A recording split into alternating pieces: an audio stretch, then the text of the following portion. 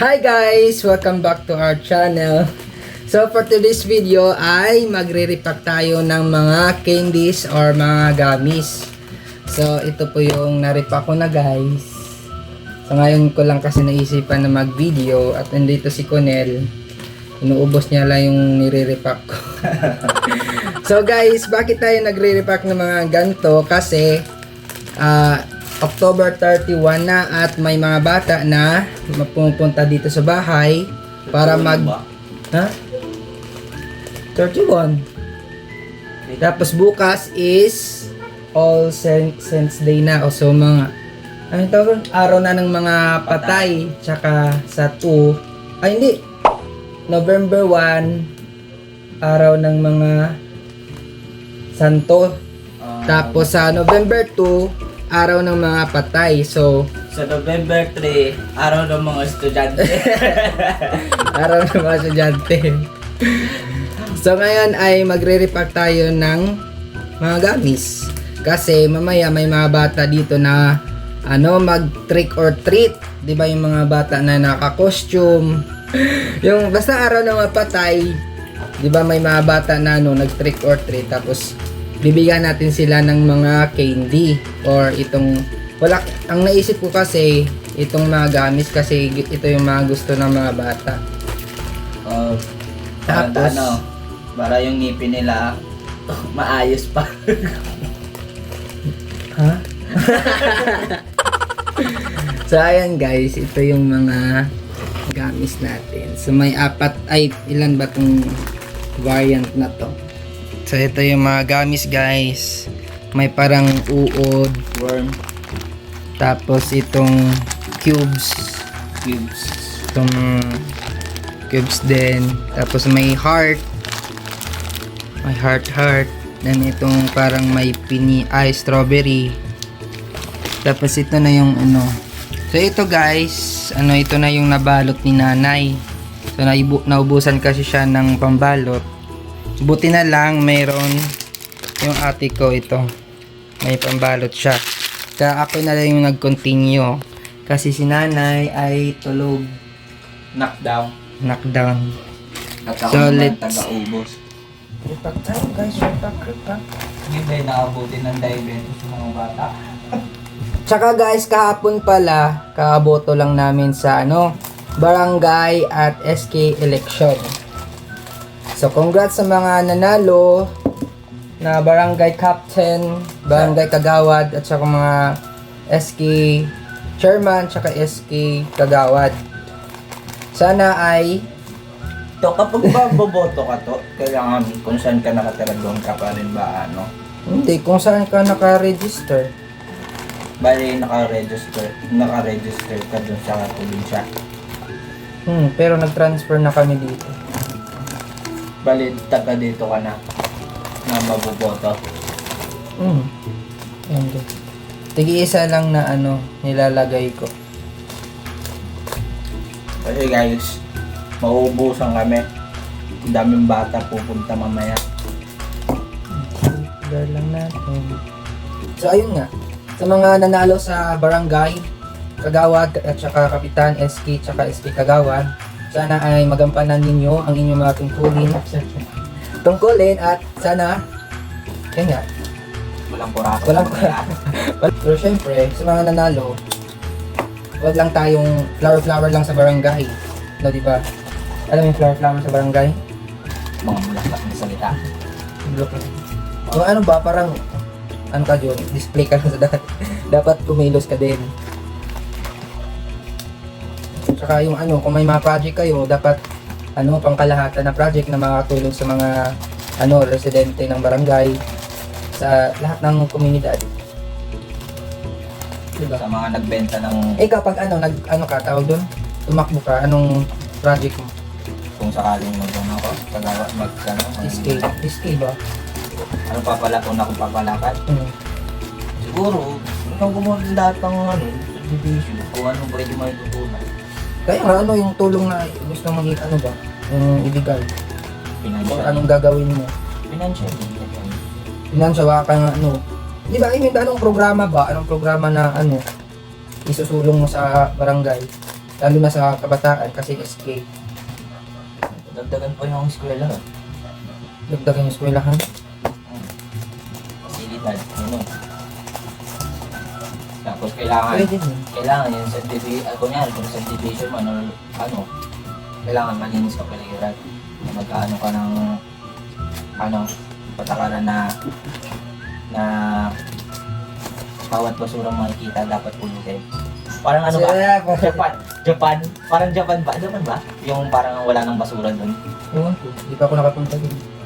Ay, hindi ba ko Hindi ka ako nakapunta. Akala ko na nakapunta na. Ganun yan sa Japan.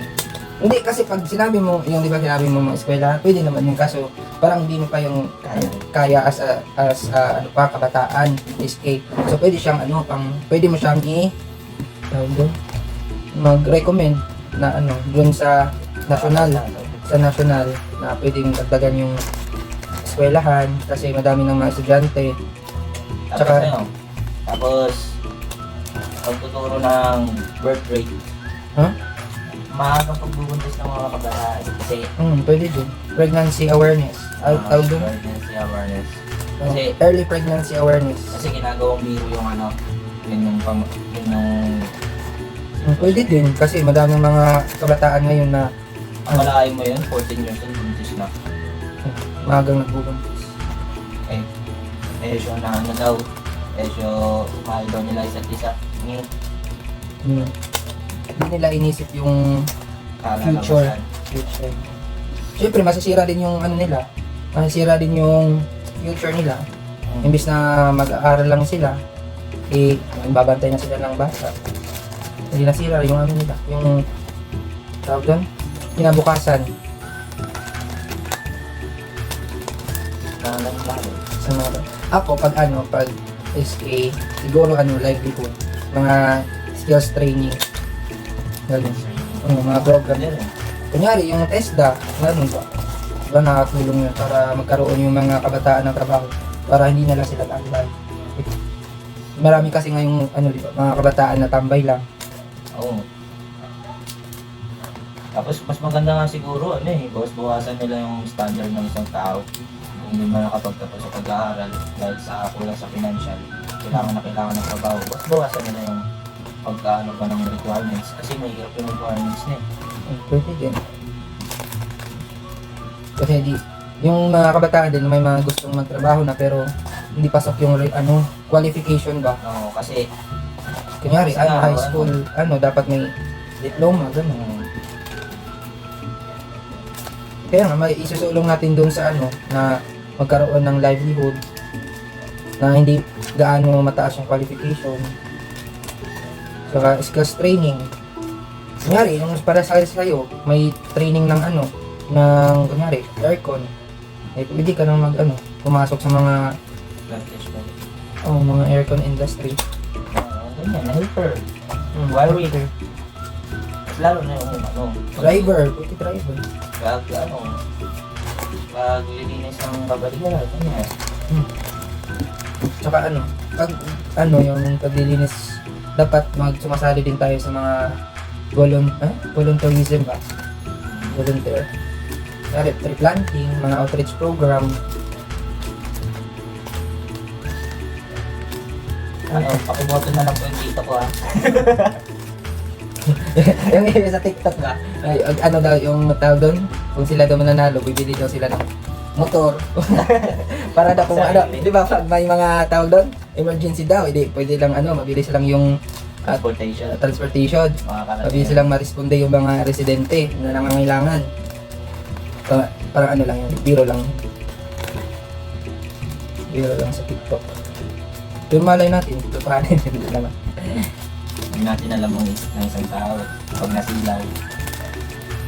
Kaya dapat sa mga tumatakbo na pag-awa doon kahit anong pamanyan, huwag nyo yan yung tignilan nyo sa maliit na pera.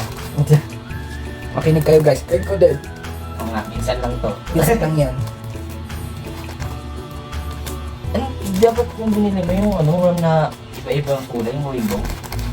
Yung hati-hati, parang ganito. Okay lang yun kasi nilalagyan ko naman ganito. Iba-ibang mga shape na kulay. Sobrang tamis. Strawberry. Nagugas ako guys ah. Minekos-mekos.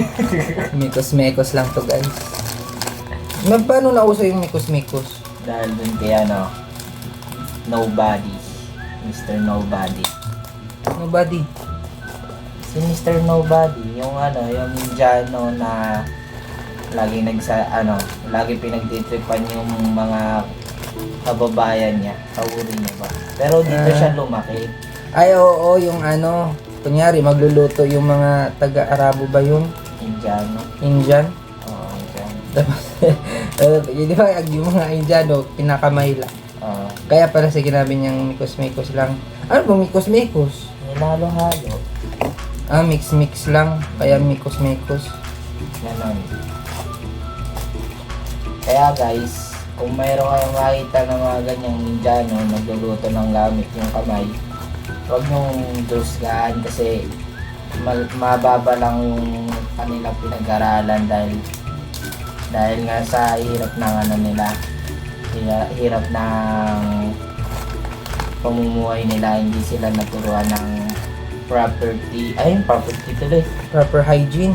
Proper hygiene, ganyan. Kaya guys, kapag meron kayo nakitang ganun, turuan nyo na lang kaysa husgahan nyo. Mahirap na.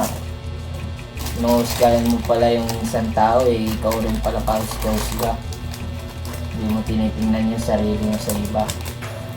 So ito na yung mga naripak na. Dito pa yung mga i-repack pa. Konti na lang. So mamaya, pag mamayang gabi, pag may bata, Kaya bigyan natin. kapag merong mga batang pupunta dito, Trick or treat, meron happy muna kami Halloween. hindi, dapat may palaro ka.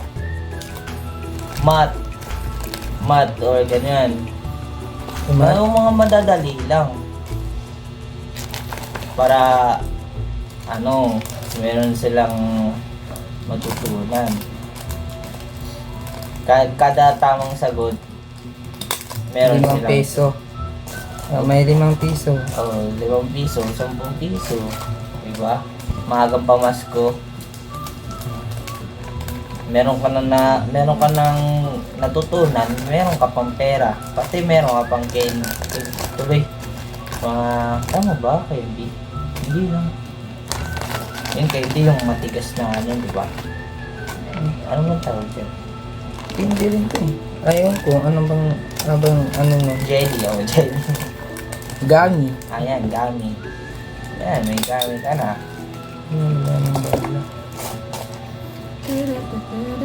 So ayan lang guys, see you later.